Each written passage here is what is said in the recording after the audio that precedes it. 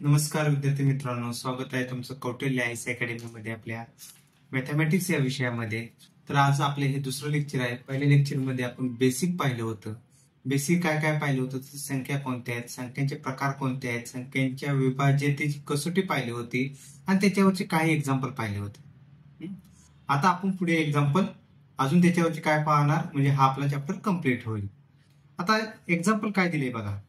आपल्याला काय सॉल्व्ह करायचंय. 13 भागिले 100 प्लस 37 भागिले 10 प्लस 23 भागिले 10 बरोबर किती. तर याच्यामध्ये हे दोन पद्धतीने गणित सॉल्व्ह करता येते. पहिली पद्धत काय की एकतर सगळ्यांचा छेद समान करायचा. 13च्या खाली काय 100 आहे, 37च्या खाली 10 आहे, 23च्या खाली 10 आहे.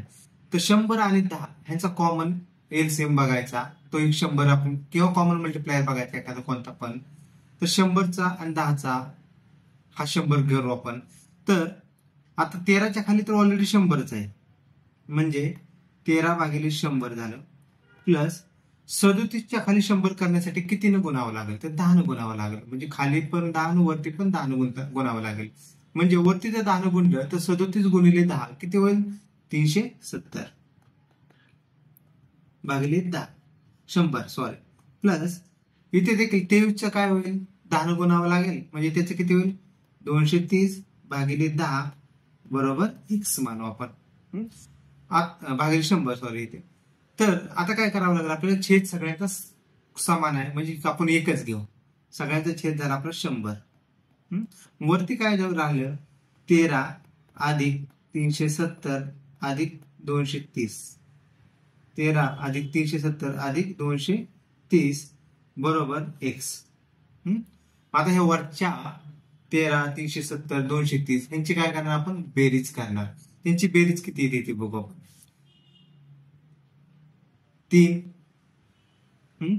त्याच्यानंतर 7 3 आणि 7 10 10 आणि 1 1101 अच्छाला 1 2 आणि 1 3 अच्छाला 1 2 आणि 1 3 3 आणि 3 6 613 आलं भागिले 100 बरोबर x. तर x बरोबर किती आलं मग आपलं, 100 छेदस्थानी 100 आहे. तर म्हणजे आपण 2 डिजिट नंतर काय देणार, पॉईंट देणार. म्हणजे 6.13. x बरोबर किती आलं आपलं, 6.13 आलं. तर 6.13 म्हणजे आपलं आन्सर क्रमांक 3 आलं. आता ही झाली एक पद्धत की जी छेद समान करून आपण सॉल्व्ह केलं. आता दुसरी पद्धतीने एखादा जर सॉल्व्ह करायचं म्हणलं एखाद्याने, तर तो कसा सॉल्व्ह करेल ते पण पाहू आपण. म्हणजे ज्याला जी पद्धत योग्य वाटेल किंवा ज्याला जी पद्धतीने फास्ट सॉल्व्ह करता येईल त्या पद्धतीने तो सॉल्व्ह करेल. आता बघा आपल्याला दिलेलं काय, 13/100 प्लस 37/10 प्लस 23/10 बरोबर आपण काय मानू, याला x मानू.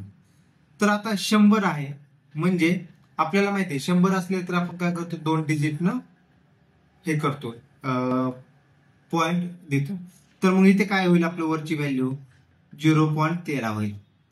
प्लस 0.13 होईल. प्लस आता 37 भागिले 10 आहे, तर आपण काय करणार, एका डिजिट नंतरच पॉइंट देणार. म्हणजे याचं किती होईल, 3.7 होईल. प्लस तसंच 23च्या बाबतीत पण तेच होईल. म्हणजे काय होईल याचं, 2.3 बरोबर x. मग आता याची बेरीज करायची आपल्याला. आता बेरीज करताना आपण काय करणार, 3 तर आहे असंच, 3 आहे असं आलं.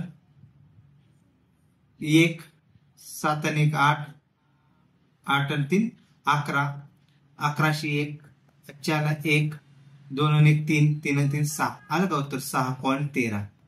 म्हणजे ज्याला जसं योग्य वाटेल तसं, किंवा डायरेक्ट पॉइंट मध्ये केलं किंवा छेद समान करून केलं तरी ते सुटेल, आपलं आन्सर बरोबर येईल. चला आता आपण नेक्स्ट एक्झाम्पल पाहू.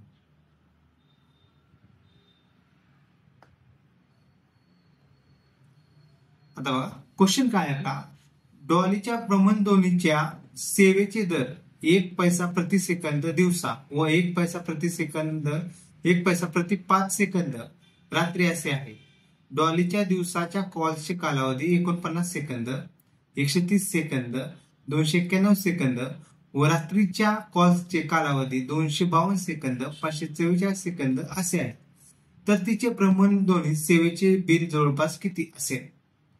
म्हणजे डॉलीचा जो मोबाईल फोन भ्रमणध्वनी आहे की त्याला दिवसाला कसं आहे, 1 सेकंद बोलली तर तिला 1 पैसा पडतो. आणि रात्रीचं काय होतंय, 5 सेकंद बोलल्यानंतरच 1 पैसा तिला चार्जेस लागतात. तर आपल्याला दिलेलं काय आहे की तिचे दिवसाचे पण कॉलचे कालावधी दिले आहेत आणि रात्रीचे पण कॉलचे कालावधी दिले आहेत. तर पहिल्यांदा आपण काय करू, दिवसाचे कॉलचे कालावधी यांची टोटल मागून घेऊ. मग दिवसाचे कॉलचा कालावधी दिवसाच्या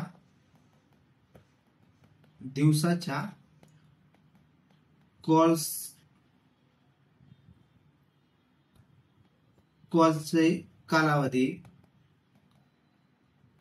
बरोबर किती आहे, हा 49. ओके, 49 अधिक 130 अधिक 291. तर आता आपल्याला हे सगळ्यांची बेरीज करायची. 49 अधिक 130 प्लस 291. आता बघा किती येते बेरीज, 9 1 10, 10शी 0, 8 आले 1, 9 1 10, 10 3 13, 13 4 1707.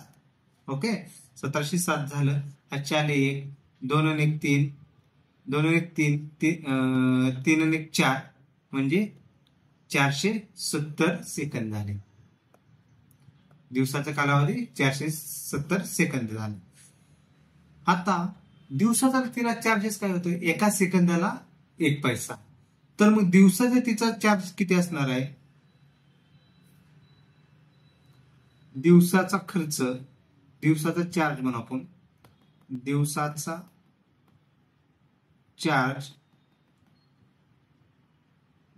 चार्ज किती आला, जेवढी आहे 470 गुणिले 1 पैसा म्हणजे 470 पैसे आहे. आता हे जसं आपण 470च बघितलं तसंच आपल्याला काय करावं लागेल, आता रात्रीचं काढायचं. आधी रात्रीचे किती सेकंद होते, रात्रीच्या कॉल्सचा कालावधी, रात्रीच्या कॉल्सचा कालावधी बरोबर रात्रीचा कालावधी किती आहे, 352 अधिक 544 बस एवढंच आहे. 352 अधिक 544. आता याचे किती होते, 4 आणि 2 6, 5 आणि 4 9, 5 आणि 3 8, 896 आले. पण आता रात्रीचा चार्ज किती असेल तिला, रात्रीचा खर्च किंवा तिच्या मोबाईलचे बिल किती आले असेल, तर रात्रीचा खर्च बरोबर 896. आता आपल्याला काय दिलेलं आहे, 1 पैसा प्रति 5 सेकंद. म्हणजे ज्यावेळेस तिचे 5 सेकंद होतात तेव्हा तिला 1 पैसा, म्हणजे याला आपल्याला काय करावं लागेल, 5 ने भागावे लागेल. तर 5 ने भागल्यानंतर किती येते, 5 1 5, राहिले 3 झाले 39, 5 7 35, राहिले 4 झाले 46, 5 9 45, राहिले किती 1 पॉइंट दिला 10 0 म्हणजे 5 2 10. म्हणजे याचे किती झाले पैसे, 179.2 पैसे. तर आता काय करू आपण, टोटल हे दिवसाचे आणि हे रात्रीचे पैसे यांची बेरीज करू. म्हणजे एकूण पैसे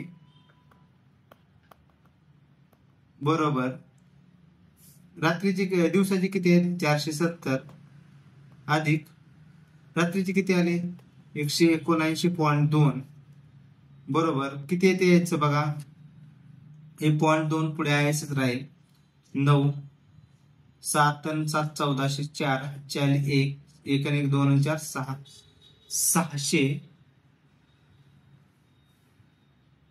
649.2 आले, 649.2.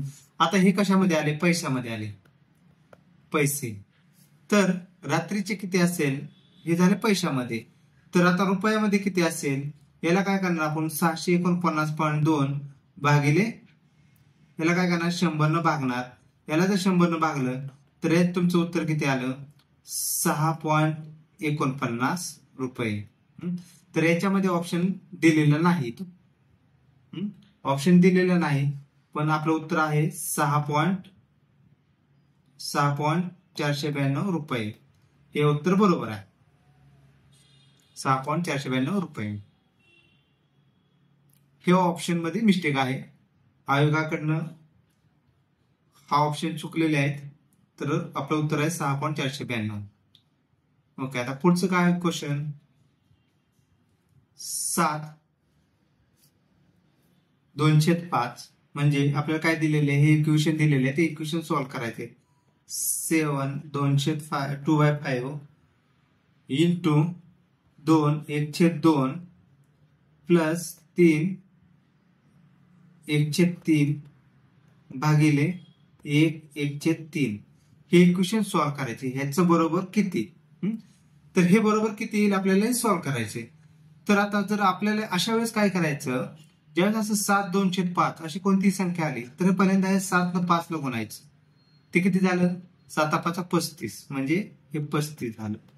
तर ही वरचे जे दोन आहेत ते त्यामध्ये काय करणार तुम्ही ऍड करणार भागिले 5, भागिले काय झालं 5 गुणिले. तसंच ह्या दोनाचं काय करणार 2 गुणिले 2 4 झाले, 4 अधिक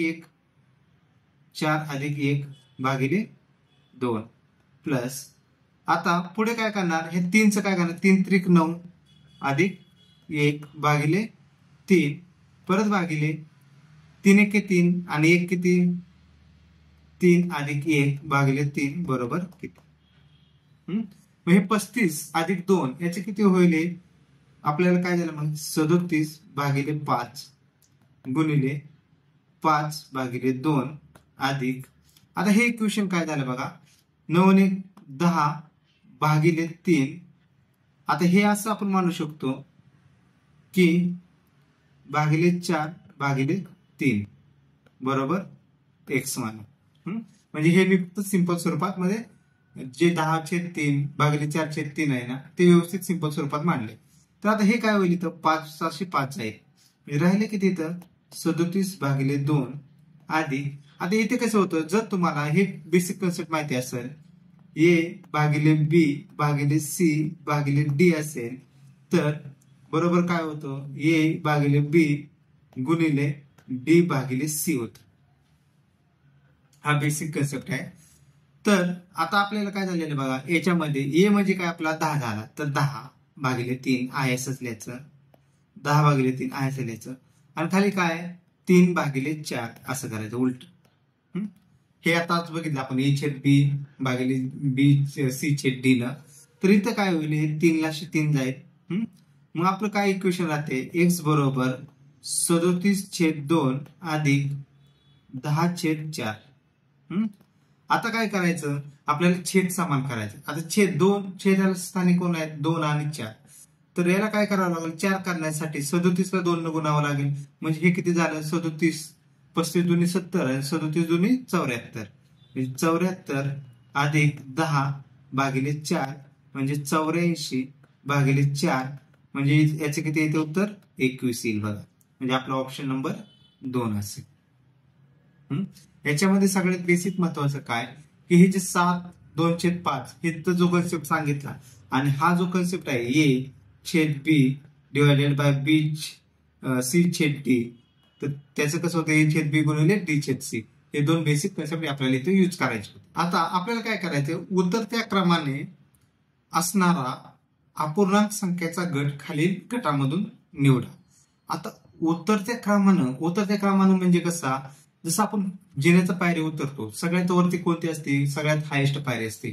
तर सगळ्यात मोठी संख्या मोठ्या संख्येकडून सगळ्यात मोठी संख्या पहिल्यांदा द्यायची. मोठ्या संख्येकडून कशा जायचं लहान संख्येकडून मोठ्या संख्येकडून लहान संख्येकडे जायचं. आणि जर हा काय झाला उतरता क्रम झाला. पण जर चढता क्रम सांगितला असेल तुम्हाला जर समजा चढता क्रम सांगितला तर पहिल्यांदा काय घेणार तुम्ही, लहान संख्या घेणार. त्याच्याकडून काय करणार, चढत्या संख्येकडे जाणार. म्हणजे ही काय झाला, चढता क्रम, मोठी संख्या येत असणार. मोठी संख्या कडून लहान संख्येकडे गेले तर उतरता क्रम असतो, लहान संख्येकडून मोठ्या संख्येकडे गेले तर चढता क्रम असतो. आता आपल्याला काय करायचंय, हे जे दिलेले आहेत ABCD ऑप्शन मधले, तर आपल्याला त्याचं काय करायचंय, त्याचं मध्ये उतरता क्रम असलेला शोधायचंय. आता बघा, आता पहिला काय दिलेला आहे, ऑप्शन E चेक करू आपण. ऑप्शन E चेक करू. 2/3, 3/5 आणि 1/2. 2/3, 3/5, 1/2. आता काय करायचं, हे दोन पद्धतीनं करायचं. एक तर डायरेक्ट 3 ने 2 ला भाग घालवा, किंवा 3, 5 आणि 2 याचा लसावी किंवा यांचा कॉमन मल्टिप्लायर असेल तो घ्या. आता यांचा कॉमन मल्टिप्लायर कोणता असेल, 5 3 15, 15 2 30, म्हणजे 30 करायचं. तर आता इथे 3 च्या ठिकाणी 30 आणण्यासाठी मला कितीने गुणावं लागेल, 10 ने गुणावं लागेल. म्हणजे वरती संख्या काय राहिली, 20. कारण की इथे खाली 10 ने गुणावं लागतो, म्हणजे वरती देखील 10 ने गुणावं लागलं, म्हणजे 20 होईल. आता 5 च्या ठिकाणी कितीने गुणावं लागेल, 30 येण्यासाठी 6 ने. म्हणजे मी काय करेन, 3 ला 6 ने गुणेल. 3 गुणिले 6 बरोबर 18 आलं. मी दुसरी व्हॅल्यू म्हणजे ती आली. आता 2 च्या ठिकाणी किती करावं लागेल, मला 15 ने गुणावं लागेल. 15 2 30, म्हणजे 1 गुणिले 15 बरोबर 15. आता जर आपण ऑब्झर्वेशन केलं तर पहिली संख्या आली 20, दुसरी आली 18, तिसरी आली 15. आता ही कोणत्या क्रमाने, उतरत्या क्रमानं, बरोबर आहे ना, हे उतरत्याच क्रमाने, म्हणजे आपला ऑप्शन पहिलाच बरोबर आला. आता तरी आपण दुसरा ऑप्शन चेक करू. आपलं उत्तर तर पहिलं आलेलं आहे. आता आपण दुसऱ्या याचं चेक करू. आता दुसऱ्या याच्यात काय दिलेलं आहे, 1/2, 4/6, 6/8. 1/2, 4/6, 6/8. आता 2, 6 आणि 8 यांचा कॉमन मल्टिप्लायर किंवा त्यांची कॉमन कुठल्याला हे होईल, गुणाकार होईल, ते 24 न होईल बघा. कारण की 2 न पण त्याला भाग जातोय 24 ला, 6 न पण जाईल आणि 8 न पण जाईल. तर मग आता इथे 24 येण्यासाठी 1/2, म्हणजे 2 च्या ठिकाणी 24 येण्यासाठी मला 12 न गुणावं लागेल. म्हणजे काय मी करेन, 1 गुणिले 12. 6 च्या ठिकाणी मला 24 येण्यासाठी 6 ला 4 न गुणावं लागेल, म्हणजे 4 गुणिले 4. 8 च्या ठिकाणी किती गुणावं लागेल, 3 न गुणावं लागेल, म्हणजे 6 गुणिले 3. मग 12, 4 × 16, 6 × 18. हे काय झालं, चढत्या क्रमानं. म्हणजे हे असेच पुढचे सॉल्व्ह करायचे. हे तुम्ही प्रयत्न करून बघा. आता बघा पुढचा क्वेश्चन काय, एका चौरसाकृती बागेच्या सभोवताली कोपऱ्यावर एक व प्रत्येक बाजूवर समान अंतरावर 23 याप्रमाणे झाडे लावली आहेत. तर बागेच्या सभोवताली एकूण किती झाडे लावलेली आहेत. म्हणजे तुम्हाला काय करायचंय, एक चौरस आहे, समजा हा चौरस आहे.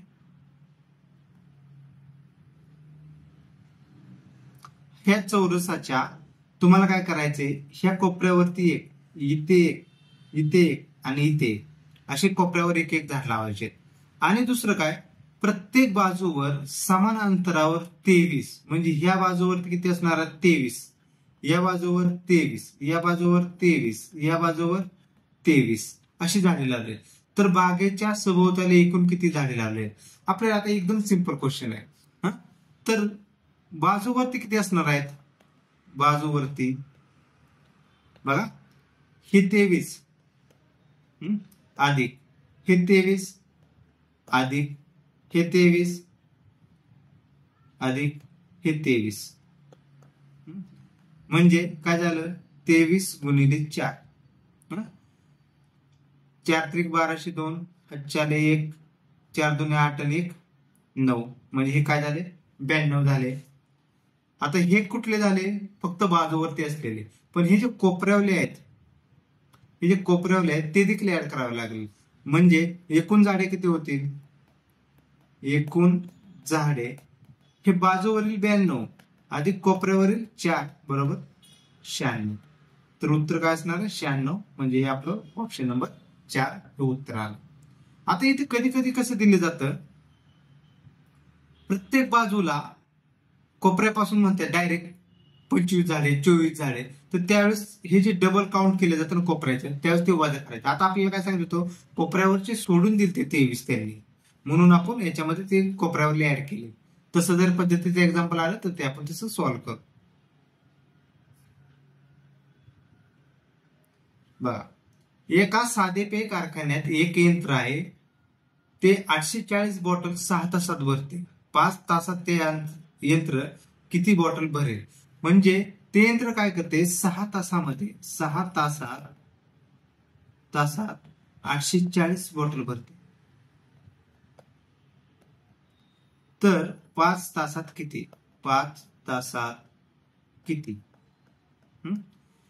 6 तासात 840, तर 5 तासात किती? तर ह्यावेळेस एक सिंपल, ज्यावेळेस असं डायरेक्ट प्रोपोर्शनल म्हणतो ना, किंवा समप्रमाणात, की एक वस्तू वाढली की दुसरी वस्तू वाढेल, जसं की महागाई वाढली की वस्तूंची किमती वाढतात, तसं आता हे 6 तासामध्ये 840, तर असं काय करायचं आपण, 6 साठी 840, तर 5 साठी किती, म्हणजे 5 तासात किती होईल? तर काय करणार आपण, यांचा तिरकस गुणाकार करणार. म्हणजे काय होईल, 6 गुणिले x बरोबर 840 गुणिले 5. मग x बरोबर किती येईल, 840 गुणिले 5 डिवायडेड बाय 6. तर x बरोबर 6 ने जर भाग घालवलं तर किती होते, 6 1 6, राहिले 2, 6 चौक 24, ओके, 140 झाले गुणिले 5, म्हणजे 0, 5 0 0, 5 0 0, 4 2, 5 1 5, 5 2 10, 5 1 5, 5 2 7, म्हणजे 778. म्हणजे आपला ऑप्शन नंबर 4 आला. पण हे कधी, ज्यावेळेस तुमची एक वस्तू वाढली दुसरी वस्तू वाढली. आता हे 6 तासामध्ये 840, तर 5 तासामध्ये त्याच्यापेक्षा कमीच आलं पाहिजे. आपल्याला उत्तर चेक करताना ह्या एक गोष्टीचं ऑब्झर्वेशन करायचं, की 6 तासामध्ये 840 भरते, माझं उत्तर 840 तर येत नाही ना, किंवा त्याच्यापेक्षा जास्त येत नाही ना, ही एक टॅली करून बघायचं. आता बघा, आता जर 2 4 x ही x आहे बरं का, या 3 अंकी संख्येस 9 ने पूर्ण भाग जात असेल, ही x आहे, यात 9 ने पूर्ण भाग जात असल्यास x ची किंमत किती? तर आपल्याला एक माहिती आहे, आपल्याला काय आहे, 2 4 x. आपली 9 ची कसोटी काय आहे, आठवते का तुम्हाला? 9 ची कसोटी काय सांगितलं होतं आपल्याला, की ह्या संख्यांची बेरीज करायची आणि त्याला 9 ने भाग जातोय का बघायचं. 9 ने भाग गेला तर ती संख्या काय म्हणायची, त्या संख्येला 9 ने भाग जाईल. आता पहिली संख्या काय आहेत आपल्या बघा, 2 अधिक 4, म्हणजे यांची बेरीज झाली 6. आता 6 मध्ये किती मिळवल्यावरती त्याला 9 ने पूर्ण भाग जाईल. बघा, 6 मध्ये 8 मिळवलं तर काय होते, 6 अधिक 8 14 होते. 14 ला 9 ने भाग नाही जात. 6 अधिक 7 13 होते. 13 ला 9 ने भाग पूर्ण भाग नाही जात. 6 अधिक 5 बरोबर किती होते, 11. त्याला 9 ने पूर्ण भाग नाही जात. आपण 6 अधिक 3 बरोबर 9, याला 9 ने पूर्ण भाग जातो. म्हणजे आपल्याला काही ऍड करावं लागेल, 3 ऍड करावं लागेल, तेव्हा 9 होईल, आणि त्याला 9 ला पूर्ण भाग जाईल. म्हणजे आपल्याला त्या x ची व्हॅल्यू किती घ्यावी लागेल, 3 घ्यावी लागेल. अशीच तुम्हाला 3 ची कसोटी विचारतील, 7 ची कसोटी विचारतील, त्याच्यामधले एखादा नंबर मिसिंग देतील, अशा पद्धतीने सॉल्व्ह करायचं. आता बघा, सेम त्याच पद्धतीचं गणित. आता मगाशी काय दिलं, एक्स दिलता, आता काय विचारले दिले, त्याने पर्सेंटेज दिलेले आहे. म्हणजे ते काय म्हणतात की 4 7 पर्सेंटेज 5 3 ह्या जागे पर्सेंटेजच्या जाग्यावर काय. तर आपल्याला 9 ची कसोटीचे सिंपल फॉर्म्युला, आपल्याला काय करणार, आपण सगळ्या संख्येची बेरीज करतो. म्हणजे आपण काय करणार, 4 अधिक 7 अधिक 5 अधिक 3 यांची बेरीज किती देऊ, 4 आणि 7 11, 11 आणि 5 16, 16 आणि 3 19. आता ह्या 19 मध्ये किती संख्या मिळवली जातील की त्यावेळेस आपल्याला त्यात येणाऱ्या बेरजेला 9 ने भाग जाईल. आता 9 मध्ये जर पाहिजे 9 मिळाले, 19 मध्ये 9 मिळाले किती होते? 28 होते. तर ते काय भाग जाणार नाही. 19 मध्ये 6 मिळवले 25 होतात, त्याला पण भाग जाणार नाही. 19 मध्ये 0 मिळाले तर त्याला देखील नाही. 19 अधिक 8 बरोबर 27 भागिले 9, 9 त्रिक 27. म्हणजे आपल्याला 19 मध्ये किती मिळवावे लागतील? 8 मिळवावे लागतील. आपलं उत्तर काय असेल? 8. म्हणजे पर्सेंटेजची व्हॅल्यू बरोबर 8.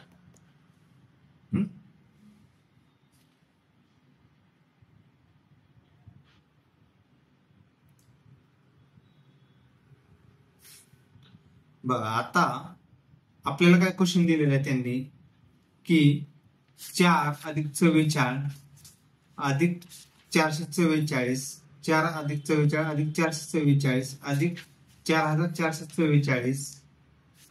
तर आपल्याला काय करायचं? या श्रेणीमध्ये अशा 9 साखळ्या आहेत. जर आपण त्यांची बेरीज केली तर दशक स्थानाच्या ठिकाणी कोणता आकडा येईल? दशक स्थानाच्या ठिकाणी कोणता आकडा येईल? तर आपल्याला एक बघा असे किती आहेत? 4 अधिक 44 अधिक 444 अधिक 4444 अधिक 44444 अधिक 4,44,444. असं 1 2 3 4 5 6 7 असे असे तुम्ही करत बसणार. आणि परत काय करणार? हे 4चं 4 1 4 4 4 8 अशी बेरीज करणार. पण आता जर आपण ऑब्झर्वेशन केलं तर काय होते? 4 किती वेळा असणार आहे? हे जे एकक स्थानी आहे 4 किती वेळा असणार आहे? 9 वेळा असणार आहे. तर मग काय करणार? 4 गुणिले 9 बरोबर 36. 36 ही आपली किंमत आली. 36 आली तर एकक स्थानी किती राहणार? एकक स्थानी 6 राहणार. हातच्या किती राहणार? आपला 3 राहणार. हातच्या राहिल्या 3. आता दुसऱ्या वेळेस काय करणार? आता बघा हे 9 टोटल किती होते? 9 होते. आता त्यातला एक तर 4 गेला. आता हे 4चे किती असतील आकडे असे एका दशक स्थानी? 8च असतील ना, कारण टोटल किती संख्या होत्या? 9 होत्या.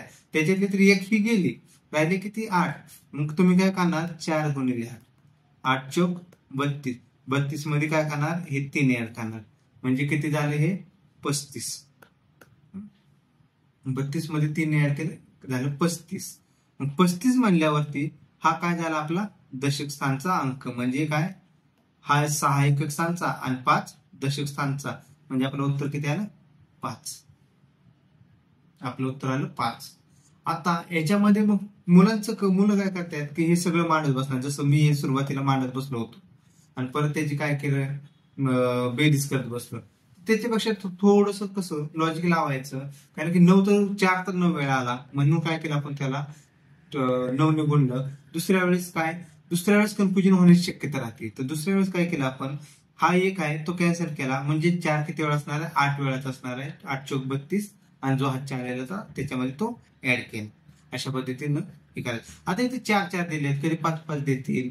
आता ते फक्त एक बघायचं की तो किती वेळा दिलेला आहे. तो किती वेळा दिलेला आहे तो चेक करायचं. जर आता इथे जर 4ची असे जर त्यांनी 8 दिले असते, 8 वेळा आहे, तर मी काय केलं असतं? पहिल्यांदा 4 गुणिले 8 केलं असतं 32. दुसऱ्या वेळेस किती घेणार मी? 4 गुणिले 7च कर. 7 चौक 28. म्हणजे 2 एकक स्थानचा 28 अधिक 3 31. 28 अधिक 3 31. म्हणजे माझं इथे 1 येईल. एकक स्थानी 1 येईल. असं पद्धतीने करायचं. ओके, पुढचं घेऊ. आता बघा गणित काय दिले आपल्याला. जर 60 किलो गव्हाची किंमत 960 रुपये असेल तर 25 किलो गव्हाची किंमत किती? आणि ऑप्शन दिलेत आपल्याला 380, 450, 560, 400 रुपये असे ऑप्शन दिले. पहिल्यांदा काय दिले? जर 60 किलो गव्हाची किंमत किती? 960. आता जसं आपण म्हणतो की 10 किलोची 100 तर 20 किलोची 200 असेल, असं तर आपण काय करतो? मागाच्या सारखं 60 किलोसाठी 960 असेल. 60 किलोसाठी किती? 960. तर 25 किलोसाठी किती? तर एक्स बरोबर काय येईल तुमचं? 960 गुणिले 25 भागिले 60. 0 0 कॅन्सल गेला, बरोबर. मग काय होईल, 6 किती, 6 डायरेक्ट भाग जातो का 96ला ते चेक करणार. 6 1 6, राहिले किती 3, झाले 36, 6 6 36, म्हणजे 16 गुणिले 25. आता 16 गुणिले 25 याचा गुणाकार करायचा आपल्याला. तर 25 किती, 25 150, 150 0 4 15, 25 25 आणि 15 किती, 25 आणि 5 30, 30 आणि 10 40, म्हणजे 400 रुपये असेल. 400 रुपये म्हणजे आपलं उत्तर किती आलं, 14.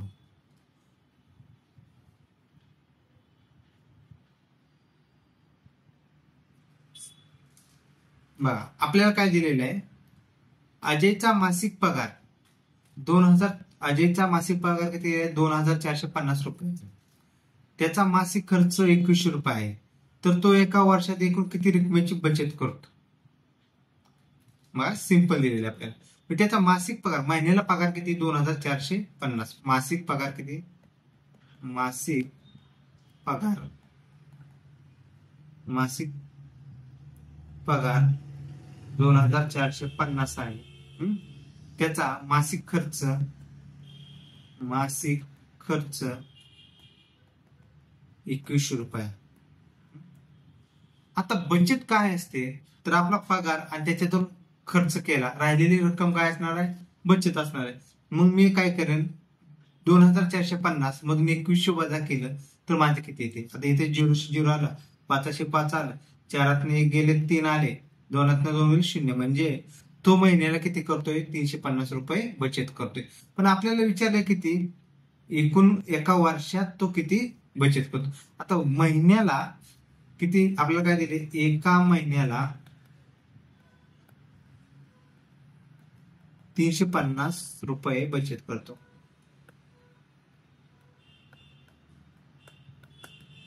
एका महिन्याला 350 रुपये बचत करतो. तर वर्षामध्ये किती महिने असतात, 12 महिने असतात. एका वर्षात 12 महिने असतात. मग आपण काय करणार, या 350 ला गुणिले 12 करणार.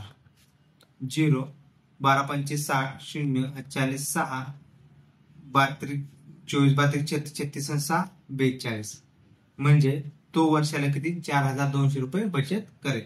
आपला ऑप्शन काय आहे, पहिला असणार.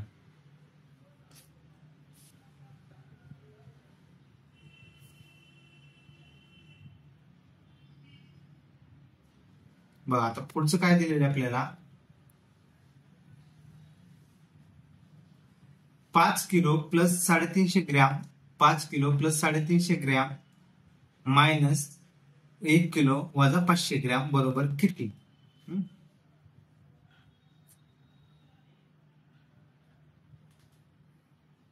तर आपल्याला काय दिले, 5 किलो अधिक 350 ग्रॅम म्हणजे किती असणार आहे, 5 किलो आणि 350 ग्रॅम असणार ना, वजा 1 किलो, वजा 1 किलो आणि 1 किलो 500 ग्राम आहे, 1 किलो 500 ग्राम आहे, वजा 500 ग्राम आहे. हे काय वजाचं साईन नाही, तर 1 किलो 500 ग्रॅम असं. तर मग काय करणार आपण, याचं फक्त याच्यातलं काय करायचंय, फरक काढायचा. तर 0 0 5 5, 13 5 गेले 8, 1 5 2 गेले, राहिले 3, म्हणजे उत्तर काय आलं, 3.850, म्हणजे 3 किलो 850 ग्रॅम, 3 किलो 850 ग्रॅम,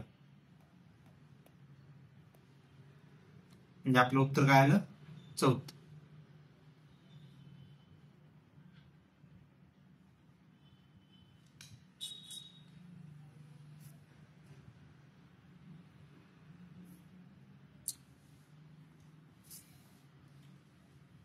आता बघा, एका समाजसेवी संघटनेने 43.7 किलो तांदूळ 12 रुपये प्रति किलो ह्या दराने विकत घेतला. त्यांनी तो 152 लोकांमध्ये, त्यांनी तो काय केला, 152 गरीब लोकांमध्ये समप्रमाणात वाटला.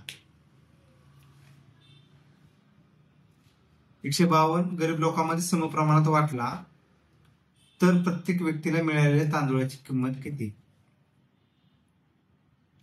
म्हणजे त्यांनी विकत किती घेतलाय? 43.7 किलो तांदूळ विकत घेतलाय. एका किलो तांदूळाचा दर किती आहे? 12 रुपये. तर आपण पहिल्यांदा काढून घेऊ की त्यांचा एकूण खर्च किती झाला. एकूण खर्च बरोबर किती किलो तांदूळ घेतला होता? तर 43.7. 43.7 गुणिले किती किलो, दर काय होता? 12 होता. तर 43.7 गुणिले 12 याचे किती येते बघा. 12×7 = 4, 8 12×3 = 36, 36 8 44, 44 4 परत 4 12 चोक 12 24 32 12 चोक 48 52 म्हणजे 524.4. तर त्यांचा एकूण खर्च 524.4. आता त्यांनी काय केलेलं आहे, हा 524.4 हा जो खर्च किंमत आहे असं समजा की 152 लोकांमध्ये, गरीब लोकांमध्ये वाटले. तर प्रत्येकाला किती, म्हणजे जर समजा आपण सिंपल याच्यामध्ये 10 बिस्किट आहेत, 10 बिस्किट आहेत तर ते 5 मुलांमध्ये वाटायचे. तर तुम्ही काय करणार? 10/5. मग प्रत्येकाला 2. तसंच आहे. तर आता हे 524.4 रुपये आहेत तर ते 152 गरिबांमध्ये वाटायचे. तर मग काय करणार तुम्ही? 524.4 भागिले 152 बरोबर किती येते? हे बरोबर 3.45 येईल. 3.45. मग आपलं काय उत्तर आलं? 3.45 रुपये.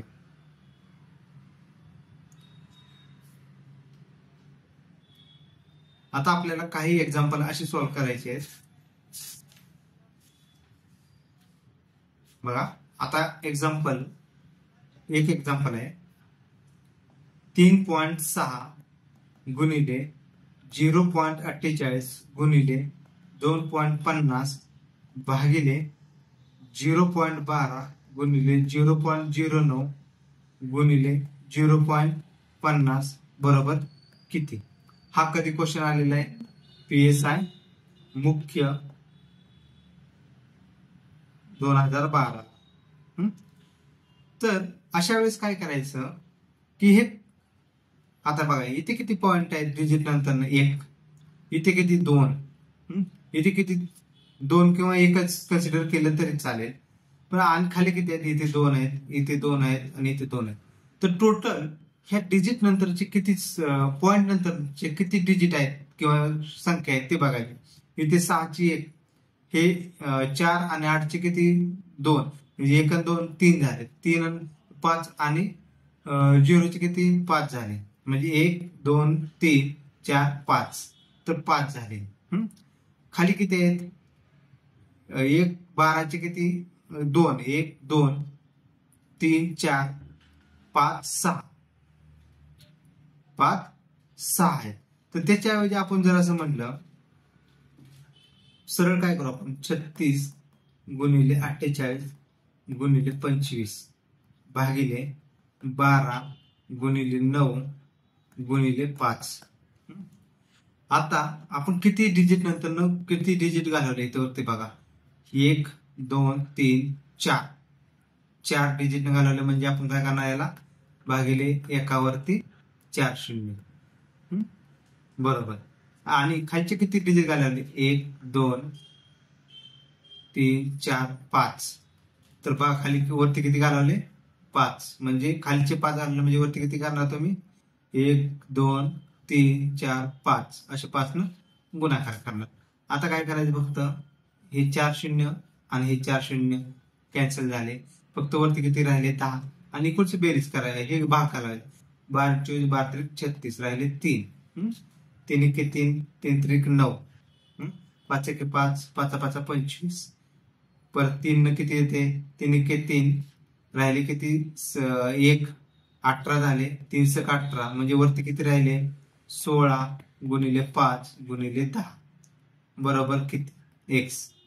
तर 16 5 80, 80 गुणिले 10 बरोबर x. तर x बरोबर किती झालं? 800. x बरोबर किती व्हॅल्यू आली? 800 आली.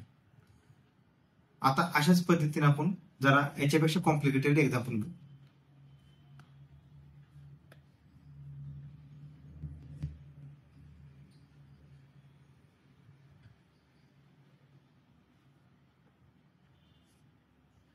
आता एक्झाम्पल काय दिलेले बघा, ब्रॅकेट कंसामध्ये दिलेलं आहे 3/4 भागिले महिरपी कंसामध्ये 1/4 वजा 1/2 साधा कंस आपला 2/2 वजा 1/4 अधिक 1/6 त्याच्यानंतर महिरपी कंस पूर्ण मोठा कंस पूर्ण भागिले 1/2 ऑफ 4/3.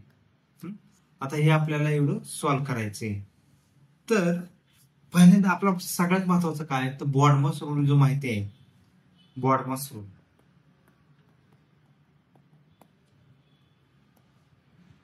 बॉडमॉस रूल मध्ये सगळ्यात पहिल्यांदा ब्रॅकेट सॉल्व्ह करायचं. मग आता काय करू आपण, हा जो दुसरा ब्रॅकेट आहे भागिलेच्या पलीकडचा हा जो ब्रॅकेट आहे हा पहिल्यांदा आपण सॉल्व्ह करून घेऊ. आता हा पहिल्यांदा सॉल्व्ह करायचा, तर आपल्याला काय दिलेलं आहे 1/2 ऑफ 4/3. तर आपण काय करतो, असे जर संख्या आली असेल 4/3 तर आपण 4 आणि 3चा गुणाकार करतो अधिक 1 करतो, म्हणजे किती 4×12 आणि 13. तर मग ती काय होईल व्हॅल्यू 1/2 ऑफ म्हणले की गुणाकार असतो, ऑफ म्हणले की गुणाकार असतो. तर 4×12 12 आणि किती 13 13/3 म्हणजे हे किती झालं 13/2 आणि 3 यांचा गुणाकार 6. म्हणजे आपल्याला भागिलेच्या पुढची जी संख्या आहे 13/6 मिळाली. ती आपण इथे साईडला लिहू 13/6. आता काय करायचं, आता हा पहिला जो ब्रॅकेट आहे तर तो ब्रॅकेट आपल्याला सॉल्व्ह करायचा. त्या ब्रॅकेटमध्ये सॉल्व्ह करताना देखील काय करू आपण, पहिल्यांदा हा सगळ्यात मोठा ब्रॅकेट आहे ना, पहिल्यांदा काय करायचं आपल्याला, हा जो ब्रॅकेट आहे पहिल्यांदा हा जो ब्रॅकेट आहे तो ब्रॅकेट सॉल्व्ह, म्हणजे त्याची किंमत किती येते ते बघू. बघा काय दिलेलं आपल्याला 2/1/2 वजा 1/4 अधिक 1/6 हा ब्रॅकेट दिलेला आहे. तर मग आपण काय करतो, जसं मग अशी 2 आणि 2 यांचा गुणाकार करणार अधिक 1 म्हणजे हे किती झालं 5/2 5/2 वजा 1/4 अधिक 1/6. तर आपल्याला काय करायचं, आता यांचं छेद समान करायचं. आता छेद समान छेदस्थानी कोणते कधी आहेत, 6 आहे 4 आहे 6 आहे 6 4 6. मग यांच्यात जवळची संख्या कॉमन गुणाकार असणार कोणते 12 आहे. तर मग 5च्या ठिकाणी 6च्या ठिकाणी आपल्याला 12 आणायचे, तर 5ला किती गुणावं लागेल 2 म्हणजे तिथे किती झाले 10 वजा 4च्या ठिकाणी किती गुणावं लागेल 4×12 म्हणजे 3 अधिक 6च्या ठिकाणी 2 म्हणजे भागिले 12. याची किंमत किती येते 10 वजा 3 अधिक 2 10 वजा 3 किती आलं 7 अधिक 2 9 9/12 9/12 आलं. बरोबर किती आलं मग हे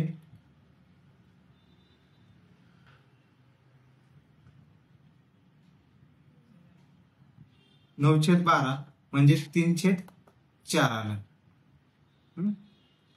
3/4 आलं. तर आपल्याला ही व्हॅल्यू किती भेटली, टोटल 3/4 भेटली.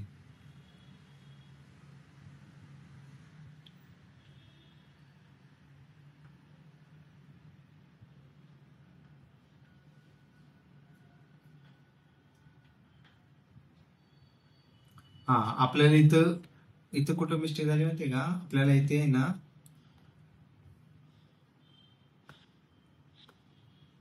इथे 5×6 करावं लागेल ना,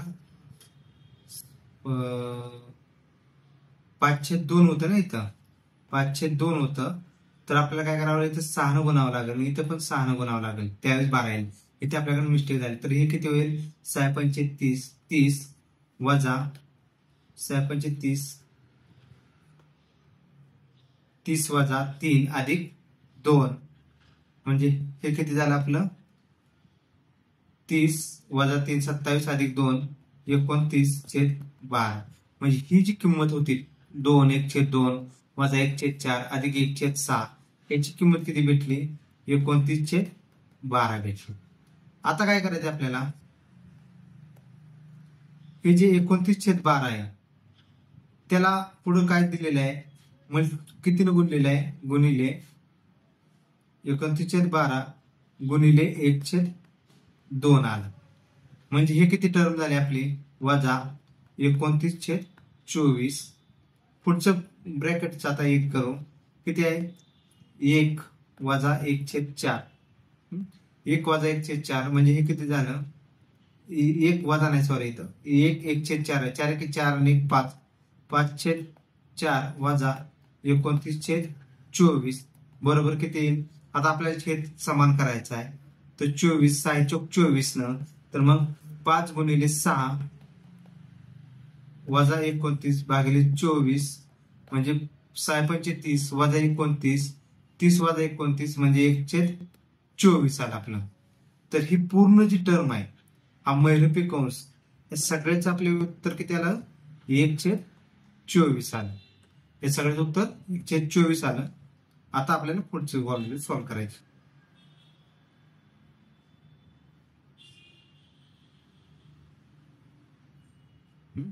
आता आपले ही तर 1/24 आले.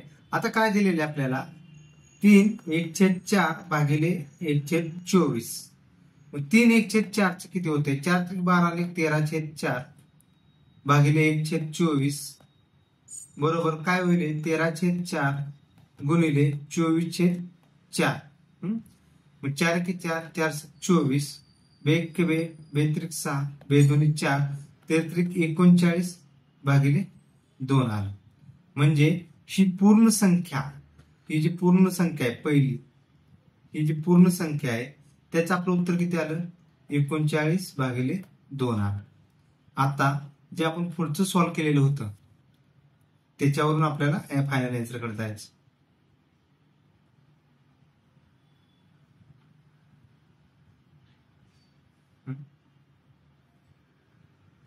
आपण हे बघितलं होतं की हे 1/2 ऑफ 4 1/3 याचं उत्तर किती आलं होतं 13/6. तर आता काय करायचं आपल्याला 39/2 भागिले 13/6 तर आपण तो नियम बघितला होता A/B भागिले C/D तर काय होतं A/B गुणिले D/C. तर आता काय होईल 39/2 गुणिले 6/13 तेत्रिक 39 राहिलं बरोबर बेत्रिक 6 म्हणजे किती आलं उत्तर 9 उत्तर आलं. एवढ्या याचं सगळ्याचं 9 उत्तर आलं. सगळ्यात बेसिक कन्सेप्ट काय की जसं बॉडमस रूल आहे ना त्या नियमानं सॉल्व्ह करायचं एक एक ब्रॅकेट सॉल्व्ह करायचा. जर तुम्ही जर एक्झाम्पल बघून पॅनिक होत चाल तर पॅनिक व्हायची गरज नाही. आपले सिंपल स्टेप बाय स्टेप गेले की उत्तर निघतं. चला आपण अजून एक नेक्स्ट एक्झाम्पल बघू अशाच पद्धतीचं.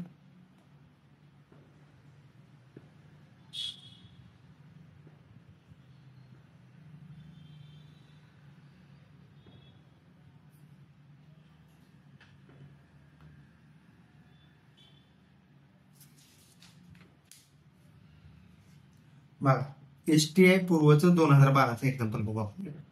काय दिलेलं आपल्याला 0.00 वर्गमुळामध्ये 0.005625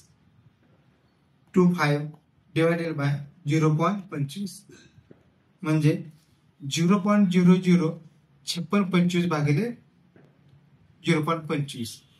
आता आपण जर हे बघितलं तर हे सगळ्या टर्म कशामध्ये वर्गमुळामध्ये त्या ज्या वर्गमुळामध्ये आहे त्या वर्गमुळामध्ये. मग आपल्याला पहिल्यांदा आपण याचं डिजिट घालून घेऊ. डिजिट घालवल्यानंतर काय होईल आपल्याला किती डिजिट नंतर आहेत एक पॉइंट नंतर किती डिजिट आहेत 1 2 3 4 5 6 डिजिट आहेत म्हणजे 56 25 भागिले एकावरती किती शून्य 6 1 2 3 4 5 6 गुणिले आता इथे किती आहे 0.25 म्हणजे 25 करू आपण त्याचं आणि वरती किती होईल मग 2 नंतर ना 100. आता याचं काय करायचं आपल्याला वर्गमुळातून बाहेर यायचे. वर्गमुळातून बाहेर आल्यानंतर ना याचं किती होईल बघा. समजा हे 0 0 आपण कॅन्सल करू तर याच्यावरती किती राहिले 4 0 राहिले. 4 0 राहिले म्हणजे कितीचा वर्ग 100चा म्हणजे 100 आले बाहेर गुणिले काय होईल 5 होईल. 25चं काय वर्गमूळ 5 होईल. आता 56 75 याचं वर्गमूळ किती आहे 56 75चं वर्गमूळ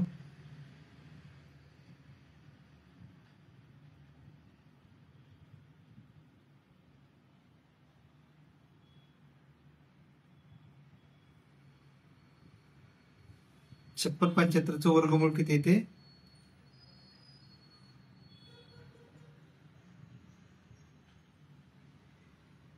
भागिले 75 येईल. तर हे 5ची तुम्हाला एक ट्रिक सांगतो की जर 5चं जर असेल ना असं 25 वगैरे तर त्याचं काय करायचं.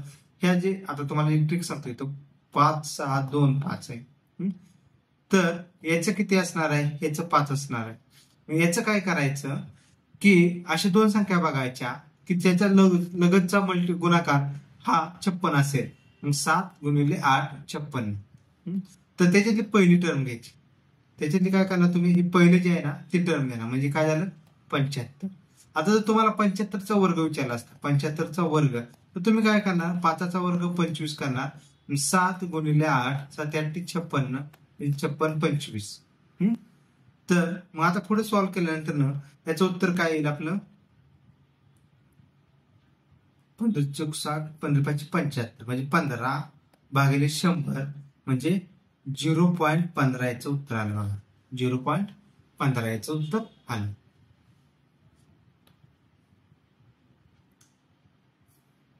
चला अजून असेच बघू.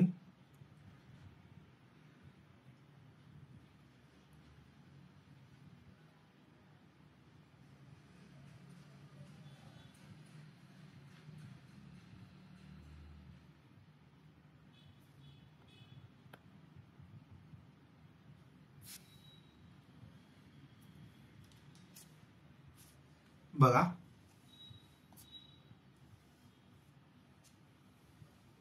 आपल्याला काय कशाची व्हॅल्यू काढायची 3 2/3 अधिक 6 7/12 अधिक 4 9/36 अधिक 5 अधिक 7 1/12 आपल्याला याची व्हॅल्यू काढायची. याची व्हॅल्यू किती येते ते बघायचं.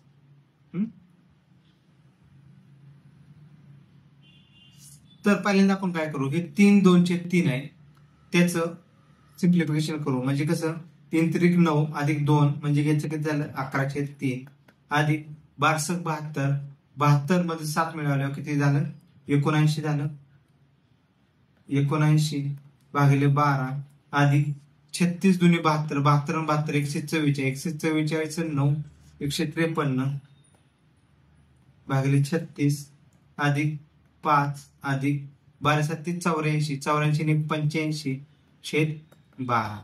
आता काय करणार पुढची स्टेप हे छेद आहे ते काय करायचं आपल्याला समान करायचं.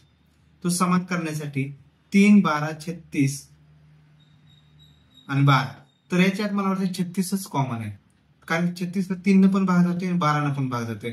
तर मग आता इथं 11/3च्या ठिकाणी आपल्याला किती गुणावं लागेल 12 न गुणावं लागेल तेव्हा छेदस्थानी 36 म्हणजे आपली व्हॅल्यू काय झाली 11 गुणिले 12 भागिले 36 अधिक आता 79 गुणिले इथे कितीने गुणावं लागेल 3 नेच गुणावं लागेल भागिले 12 अधिक 153 तर काहीच गरज नाही 153 भागिले 36 अधिक 5 इथे तर डायरेक्ट 36 ने गुणावं लागेल अधिक 85 गुणिले 12 करावं लागेल 12 नाही 12 आहे म्हणलं 3 करावं लागेल 85 गुणिले 3 भागिले 36 आलं इथे पण भागिले 36 आलं 5च्या ठिकाणी देखील 36 करावं लागेल.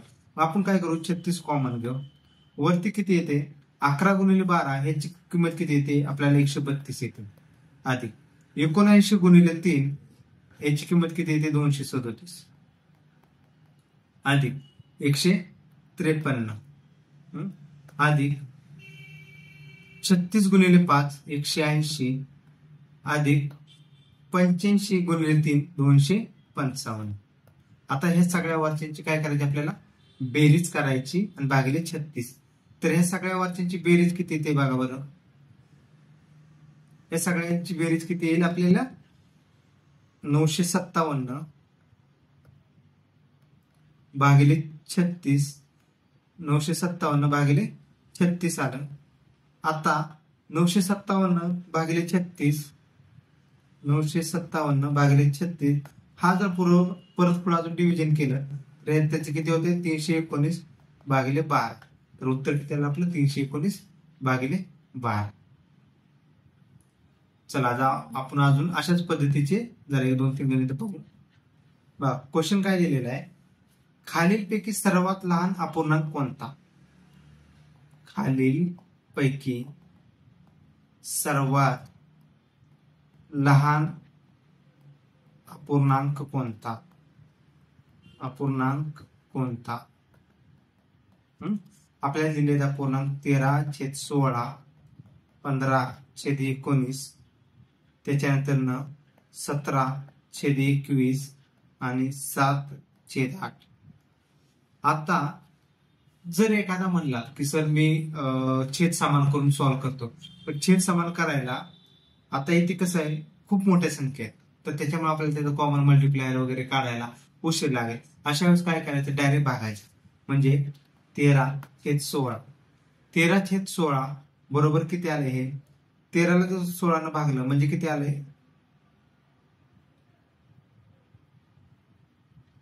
समजा 13 म्हणजे 0 आला, त्याच्यानंतर 130 झालं, 16 16 32 16 16 16 35 16 16 17 16 18 असे म्हणजे हे किती आलं 81 उत्तर येईल.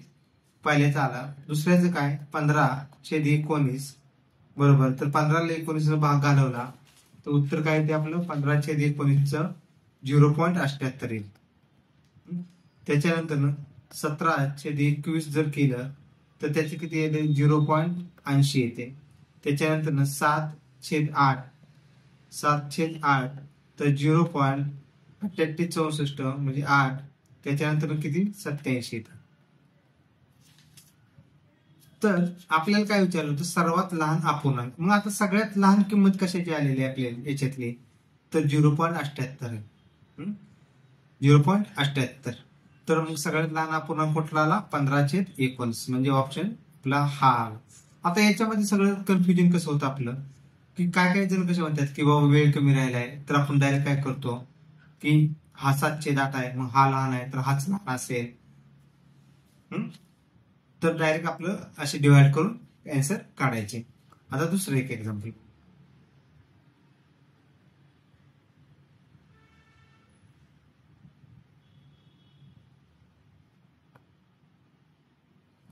काय दिले आपल्याला 97 भागिले x बरोबर 24.25 गुणिले 4चा वर्ग.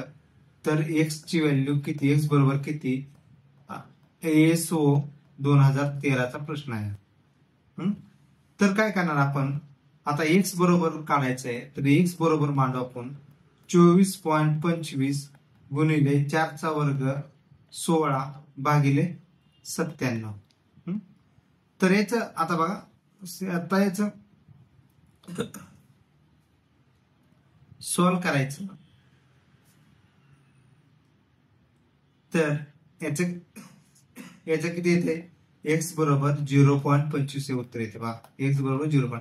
हे जर याचं जर तुम्ही कॅल्क्युलेशन पुढे केलं तर x बरोबर 0.25 एवढं येईल. आता पुढचं एक गणित बघू आपण.